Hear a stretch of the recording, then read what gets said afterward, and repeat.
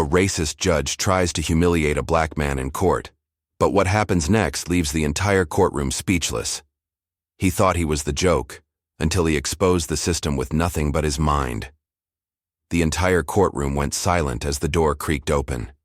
In walked Marcus Hayes, a sharply dressed black man, holding a worn leather folder, calm but composed like a man who'd rehearsed this moment 1,000 times in his mind. He wasn't a lawyer. He didn't have a fancy degree hanging on his wall, and he definitely wasn't supposed to be standing in front of a judge that day. But against all odds, there he was, representing himself in a criminal case that could have landed him behind bars, and instead would go on to challenge everything. People thought they knew about justice, race, and intellect. Judge Randall Benson, presiding over the case, was a man infamous for his stern demeanor and veiled prejudices. His reputation in the legal community was built on strict rulings, a cold courtroom manner, and what many quietly acknowledged as a long history of disproportionately harsh judgments against people of color. The moment Benson laid eyes on Marcus, his expression shifted. He leaned back in his oversized leather chair, tilted his head slightly, and let out a smug smirk. "This should be quick," he muttered under his breath, clearly dismissing Marcus before the trial had even begun. The courtroom staff chuckled quietly, some looking at Marcus with pity, others with amusement. But Marcus stood tall, eyes focused, not intimidated, not shaken. He had prepared for this, not in a law school classroom, but in late nights at the public library, hunched over stacks of law books, court transcripts, and case precedents. This wasn't just a trial. It was a chance to prove that truth, intelligence, and determination were more powerful than bias, more powerful than assumptions. The case was straightforward on the surface. Marcus had been accused of vandalizing public property during a heated protest downtown. The evidence? A single blurry photograph of a man in a hoodie and a vague eyewitness testimony from someone who admitted to being about 50 feet away. No direct link, no fingerprints, no confession. Just weak evidence and a system ready to process him like so many others. Marcus had tried to get legal representation, but after being dismissed by a string of overworked public defenders who encouraged him to take a plea deal, even though he was innocent, he made a bold decision. He would defend himself. The judge raised his eyebrows when Marcus announced this in pre-trial. Self-representation is rarely wise, Judge Benson had warned, especially in cases like this. But Marcus simply nodded. "I understand, Your Honor. I'm ready." And now, as the trial began, all eyes were on him. The prosecution, smug and overconfident, expected an easy win. They opened with emotion, painting Marcus as part of a violent mob and showing the grainy photo, zoomed in beyond recognition. When Marcus cross-examined the witness, he spoke calmly, methodically, slowly dismantling their story. "You said you saw the suspect for 3 seconds, from 50 feet away, at night, in the rain. Are you sure you saw me?" The witness hesitated. I mean, he looked like you." "Looked like me how?" Marcus asked. "Same skin color?" The silence in the room was thick. Judge Benson shifted in his chair but said nothing. Next, Marcus introduced GPS data from his phone records, placing him miles away at the exact time of the alleged vandalism. He displayed security footage from a gas station where he had been buying a bottle of water, time-stamped and verified. He then quoted legal precedents with impressive accuracy, citing previous cases of mistaken identity and wrongful convictions. His delivery wasn't flashy, but it was clear, confident, and undeniably effective. The judge tried several times to interrupt him with procedural objections, but Marcus had anticipated them all, carefully referencing the rulebook and maintaining his composure. The courtroom began to buzz, not with ridicule but with surprise. People started leaning in. The bailiff raised an eyebrow. Even the court reporter typing away furiously seemed momentarily caught off guard. Who was this guy, and how had he prepared so thoroughly? As Marcus delivered his closing argument, the transformation was complete. The laughter and doubt from earlier in the day had vanished. "Your Honor, members of the court," Marcus began, his voice steady, "our system promises equal justice under the law, But that promise means nothing if we convict innocent people based on assumptions, fear, and faulty memories. I stand here not as a lawyer, not as someone with a degree, but as someone who believes in truth. I am not guilty, and I have proven that today. There was a long pause. Judge Benson looked visibly uncomfortable. His fingers tapped slowly on the bench. He glanced at the prosecutor, who avoided eye contact. Finally, after what felt like a full minute of silence, the judge spoke. This court finds the defendant, Marcus Hayes, not guilty. The room exhaled. Marcus had been wrongfully accused of damaging city property during a protest, an accusation built on a house of cards. The so-called evidence was laughable, a grainy, barely visible photo of someone in a dark hoodie, and a witness statement that couldn't even get his height or skin tone right. But none of that seemed to matter in Judge Randall Benson's courtroom. Benson, a man with a reputation for subtle but persistent racial bias, looked at Marcus not as a citizen defending his rights, but as a young black man who dared to challenge the system without the credentials or backing of a lawyer. As Marcus stood before the bench, clutching a folder filled with research and notes he'd spent weeks gathering, the judge leaned forward with a thin smirk. "Mr. Hayes," he said, voice dripping with condescension, "you're choosing to represent yourself. Are you sure you understand the seriousness of this case?" Marcus didn't blink, didn't flinch. He looked the judge square in the eye. "Yes, Your Honor, I've done my research and I'm ready to proceed." A few chuckles rose from the back of the courtroom, quiet, mocking. Even the court clerk exchanged a look with one of the bailiffs. Judge Benson raised an eyebrow, amused and dismissive. "Very well," he said, clearly expecting this to be quick and humiliating. But what followed would flip the courtroom upside down. From the very beginning, it was obvious the judge was trying to rattle Marcus, interrupting his statements, refusing to acknowledge key objections, making sarcastic remarks under the guise of judicial authority.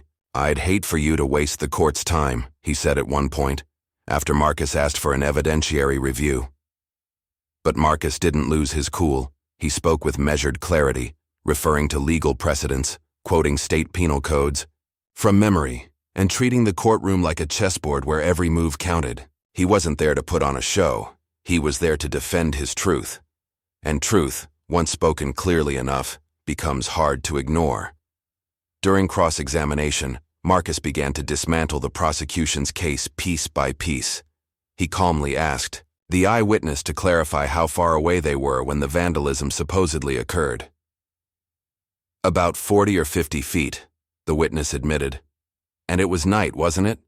Marcus continued. "Yes, around 9 p.m. "And the suspect was wearing a hood?" "Yes." "So," Marcus said, pausing for effect, "you're telling this court that in the dark from 50 feet away through the chaos of a protest, you could positively identify me, despite never having met me before?" The witness hesitated. "Well, he looked like you." Marcus didn't let up. "Looked like me how? Skin color?" The silence that followed was louder than any outburst. Even Judge Benson adjusted in his seat, shifting the focus as quickly as he could. But Marcus pressed on. Next, he introduced GPS data from his phone, verifying that at the time of the alleged crime, he had been at a gas station miles away. He showed the time-stamped receipt and even pulled up security footage of him buying water at that location. His outfit clearly different from the person in the photo the prosecution clung to. Murmurs swept through the courtroom. The people who had laughed at him earlier were now watching in awe. No theatrics, no grandstanding, just facts, delivered with unshakable calm. Even the prosecutor, who'd walked in smug and self-assured, began to fumble his notes and glance nervously at the bench. But perhaps the most powerful moment came when Marcus stood to give his own statement, not with tears or anger, but with firm conviction. "I know what I look like," he said, addressing both the jury and the judge. "I know what people assume when someone who looks like me stands here without a lawyer, but I also know my rights, and I know the law, and I know I didn't do this. The only reason I'm here is because someone wanted a face to pin this on, and mine fit their narrative." He paused, then held up the blurry photo. "This is not evidence. This is a shadow, a silhouette. If this is enough to take away a person's freedom, then we have a bigger problem than one broken window. You could hear a pin drop. The judge, usually quick to cut defendants short, didn't interrupt this time. He watched Marcus with a tight jaw, clearly battling something internally, perhaps his own pride, perhaps something deeper.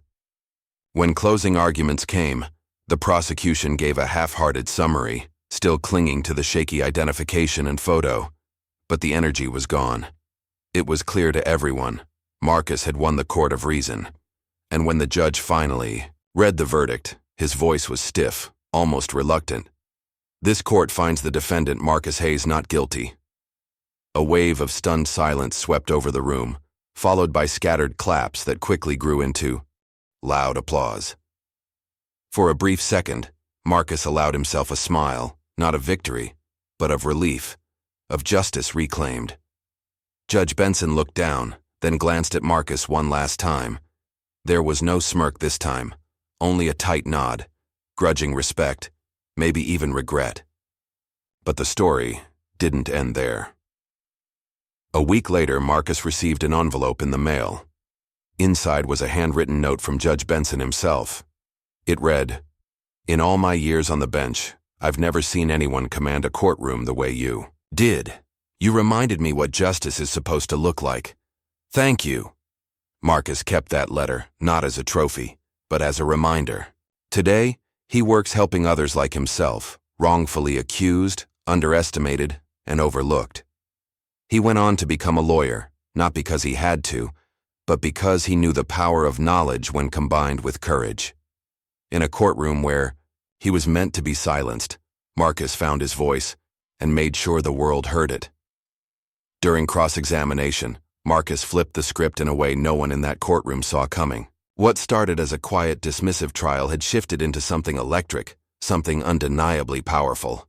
Marcus stood tall, poised like a seasoned attorney, though he was just a man who'd studied hard, cared deeply, and knew he had the truth on his side. With calm, razor-sharp precision, he began poking holes in the prosecution's case. The witness who had claimed to identify Marcus at the scene of the crime quickly unraveled under questioning. "How far away were you?" Marcus asked, his tone respectful but firm.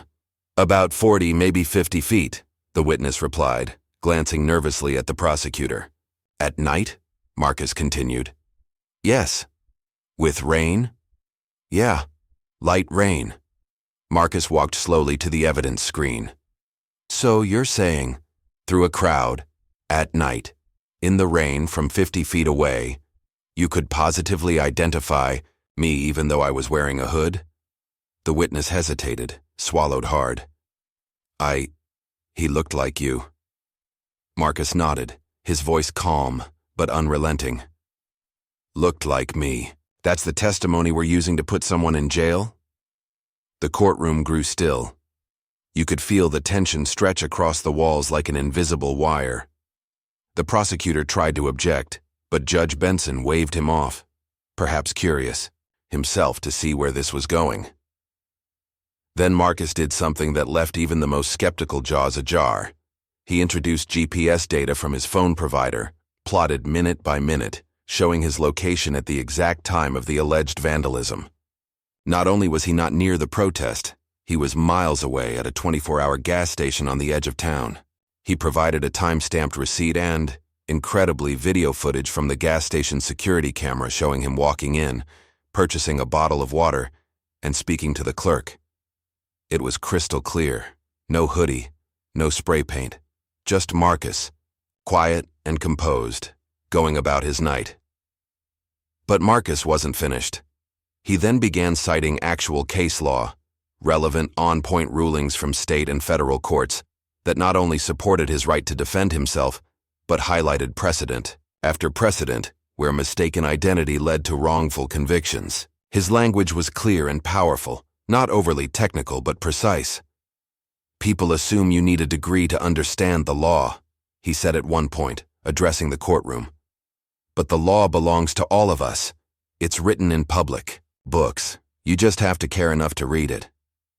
The courtroom that had once chuckled at him now leaned forward, transfixed. Even the court stenographer, who had typed thousands of testimonies over the years, looked up several times, surprised by how articulate and composed Marcus remained, never once raising his voice, never once stumbling over his words. A quiet sense of admiration began to ripple through the gallery, and behind the bench, Judge Benson, who had started the day with a smug grin and snide comments, now looked visibly uncomfortable. The smirk was gone. He fidgeted slightly, shifting in his chair, glancing down at the files in front of him as if trying to find a foothold in a case he thought was a slam dunk. Then, attempting to reassert control, the judge tried a different tactic. "Mr. Hayes," he said, voice sharp, "where did you get your legal training?" The question was meant to embarrass, to diminish, maybe even to trigger a mistake. But Marcus didn't take the bait. He looked straight ahead, voice steady as ever. "I read a lot," he said. "Law books, case files, court transcripts. It's all public knowledge. You just have to care enough to learn it." The room fell into a hushed silence, and then it happened. A ripple of applause, soft at first, from the back of the gallery. A few people stood, then more. Soon the entire courtroom erupted in applause, not just for a man who had defended himself, but for what he represented: strength, dignity, and an unshakable belief in justice. Judge Benson banged his gavel once, then twice, but even he couldn't fully suppress the moment.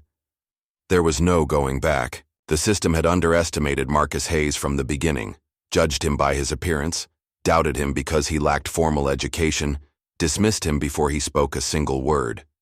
But in the space of a single courtroom session, he had shattered every stereotype, every assumption, every quiet prejudice.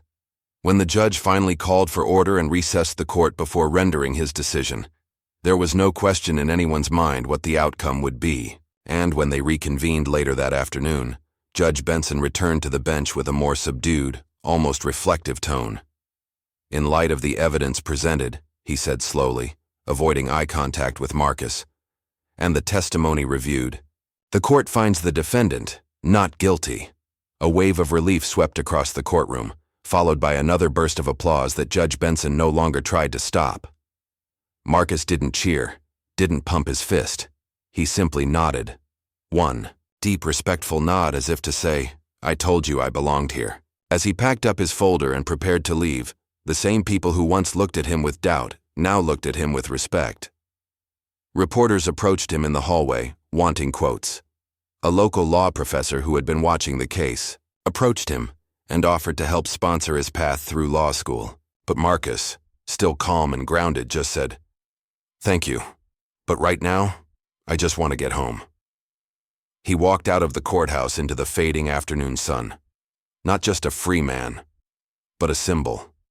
A symbol of what happens when preparation meets perseverance. A man who walked into a courtroom alone and walked out having changed every mind in the room.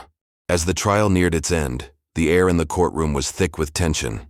Not the kind that crackles loudly, but the quiet, weighty kind that seeps into your skin, making even the smallest movements feel deliberate. Marcus Hayes, still standing, tall at the defendant's table, adjusted his notes one final time and stepped forward to deliver his closing statement. There was no attorney beside him, no legal team in tailored suits, no mentor whispering strategy. Just Marcus, calm, focused, and burning with a sense of justice that could no longer be ignored. He glanced at the jury, then at the spectators behind them, many of whom had once mocked him for defending himself. But now, their eyes were filled with curiosity, even admiration. And then he began. "If justice is truly blind," he said, his voice steady and clear, "then it should not care about the color of my skin. It should not care about the suit I'm wearing or the degree I don't have. It should only care about the strength of the facts, and the facts clearly show I did not commit this crime." His words weren't loud, but they struck with precision. Every syllable carried the weight of not just a defense, but a declaration, a call to conscience in a room that had for so long chosen silence over fairness. "I was not at the scene. There is no clear evidence linking me to the damage. The witness testimony is flawed, and the prosecution knows that. What they're counting on is that you won't care. That because I look a certain way. Because I don't have a JD or a briefcase, you'll believe I'm guilty. But I trust you won't do that. I believe this jury is better than that. A hush fell over the courtroom. Even the prosecution, once smug and confident, had gone quiet, eyes cast down. Marcus stepped back. He didn't need theatrics. He had spoken truth, and everyone in that room knew it. Behind the bench, Judge Benson sat still. Gone was the man who had once smirked at Marcus's choice to represent himself. Gone was the dismissive tone, the eye rolls, the sarcastic jabs. In their place was something more uncertain, conflict, even shame. The judge, for all his authority, now found himself face to face with a man who had out-argued him, out-prepared, the state, and done it all with humility and grace. He looked down at his desk, lips tight, hands folded as if buying himself a moment of silence before the words he could no longer deny had to be spoken. The room waited. Every person, every reporter, every juror, every spectator was holding their breath. And then, finally, the moment came. Judge Benson cleared his throat, his voice carrying none of its earlier arrogance. This court finds Marcus Hayes not guilty on all counts. It felt like a thunderclap. Gasps echoed through the courtroom, followed by murmurs of disbelief, then relief. Marcus stood still, eyes closed for a moment as if letting the words wash over him. He took a slow, deep breath and opened his eyes, not with a victorious fist pump or a defiant stare, but with a small, quiet smile, not in triumph, but in dignity, in the pure, profound sense of a man who had defended his truth and been heard. Around the room, spectators exchanged glances, some in awe, others in apology. The same people who had doubted Marcus at the beginning now found themselves inspired, even humbled. One juror wiped away tears. Another nodded slowly in Marcus's direction, a silent salute. Even the court clerk, who had earlier smirked as Marcus introduced himself, looked down. Her expression softened, and then something few had expected happened. Judge Benson looked up. His eyes met Marcus's across the courtroom. No words were exchanged, but the look, unmistakable, carried weight. Gone was the superiority, the smirk, the dismissive air. In its place was something closer to respect, maybe even regret. A silent acknowledgement that Marcus had not only defied expectations, he had risen above them. And not with anger, not with resentment, but with poise. As the courtroom slowly emptied, people began to approach Marcus, some to shake his hand, others just to say thank you. A young law student who had watched the trial from the back whispered, "You just gave me the reason I want to keep studying." A mother clutching her teenage son's hand said, "You showed him what strength looks like." Marcus nodded humbly, still the same man who had walked into court alone, armed only with truth and preparation. When he finally stepped outside, the sun was setting, casting a golden glow across the courthouse steps. He paused there for a moment, looking out at the sky, not as a man escaping a sentence, but as someone stepping into a calling. A reporter rushed toward him with a mic. "Mr. Hayes, any words after today's victory?" Marcus paused, then smiled softly. "I didn't win today," he said. "The truth did. That's all I ever asked for." He turned and walked away, not looking back, because he didn't need to. The system that tried to shame him had just validated him. The judge who doubted him had just affirmed him. And the courtroom that once laughed now stood still in reverence. Marcus Hayes had walked in alone, but he walked out a symbol, not of rebellion but of resilience, not of anger, but of unshakable self-worth. And though his case was over, his story was just beginning. The story didn't end in that courtroom. In fact, for Marcus Hayes, that verdict was only the beginning of something far greater than he could have imagined. A week after his acquittal, while the headlines faded and the courthouse buzz settled, Marcus returned home one evening to find a small envelope in his mailbox. No return address, just his name written in tight, careful script. Inside was a simple sheet of thick paper, no legal jargon, no formal letterhead, just a short, handwritten note. It read, You taught me something I didn't expect to learn in my own courtroom. Thank you. Judge R. Benson. Marcus stared at the words for a long time. The same man who had looked at him with thinly veiled contempt, who had tried to belittle him in front of a courtroom full of strangers, had now offered something unexpected. Respect, maybe even remorse. It was a small gesture, but a heavy one. And it stayed with Marcus, because it proved that even those with power, even those who judge others for a living, were capable of reflection, of change. That note became a quiet turning point. It didn't erase the fight Marcus had endured, but it deepened his sense of purpose. He knew now that what had happened in that courtroom wasn't just about clearing his name. It was about proving a larger point, that justice wasn't a luxury for the privileged, and that dignity wasn't something granted, but something earned and carried, no matter the circumstance. Fueled by that realization, Marcus began studying in earnest, not just reading law books late at night, but enrolling in community college, then transferring to university, and finally gaining admission to law school. He worked part-time jobs, wrote papers on public defense, and sat in the front row of every lecture. Professors noticed, students listened, and over time the man who had once stood alone in court became a quiet legend in legal circles, not because he was flashy, but because he was fearless. And when he graduated, not with honors but with purpose, he declined every big law firm offer that came his way. Instead, he opened a small legal aid clinic just outside the city, a modest office with flickering lights and mismatched chairs, but filled with heart. There, he began helping people like him. People who had been wrongfully accused. People who had no money, no voice, no advocate. He sat across from single mothers, immigrants, teenagers caught in a system that saw them as numbers, not names, and he listened. He showed up in courtrooms just like the one that tried to break him, standing beside clients who expected only silence, but received strategy, compassion, and strength instead. He didn't wear expensive suits. He didn't chase fame, but his presence carried weight. Judges remembered his name, prosecutors treaded more carefully, and clients, often for the first time in their lives, felt truly seen. News spread. Interviews came. People began calling him the people's lawyer. But Marcus would always shrug off the title. "I'm just someone who knows how it feels. To be alone," he'd say. "And I made a promise I'd never let someone else go through that if I could help it." His story inspired documentaries, scholarships, even curriculum changes in law schools. But the part Marcus valued most wasn't the attention. It was the ripple effect. Young people who once believed the courtroom was a place for other people now saw it as a space they could walk into with confidence. A new generation of lawyers began citing his trial in their classes. And that note, from Judge Benson, remained framed on the wall of Marcus's modest office, right next to a photo of his first trial. Not as a trophy, but as a reminder. That growth can come from unlikely places.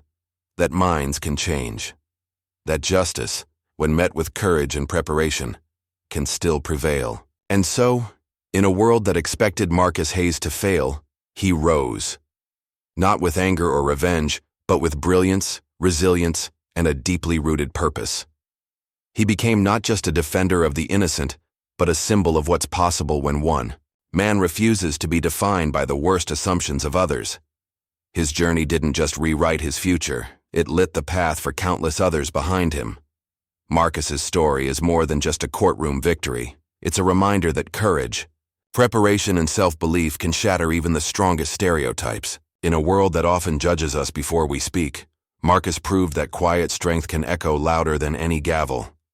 If this story inspired you, moved you, or made you think twice about what's possible, don't forget to like, share, and subscribe for more powerful stories that deserve to be heard, because sometimes all it takes is one voice to change everything. Subscribe now, and let's keep telling the stories that matter.